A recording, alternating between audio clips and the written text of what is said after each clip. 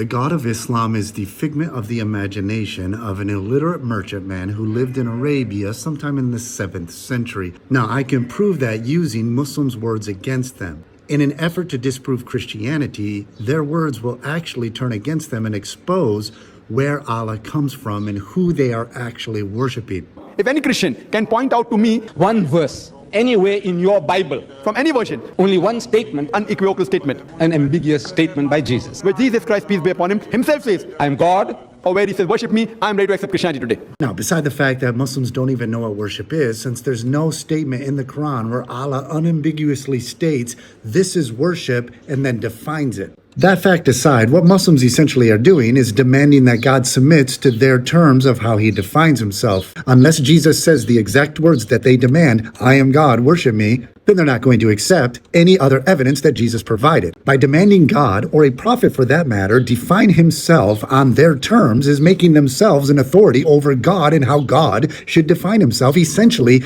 making yourselves gods. The God of Islam is the figment of the imagination of the mind of Muhammad. That's why Muslims have no qualms about forcing God in the Bible to define himself based on their term. When you go to the Quran, you will not find a single statement where God says this is what worship is. You'll find statements saying you need to worship me, you must worship me, I'm the only true God, worship me. But where is it defined? What is worship? There is no verse that states I am your Allah, here is what worship is, let me define it for you. Show me one verse in the Quran that says from Allah, this is worship defined. What is it? You say submission. Prove it.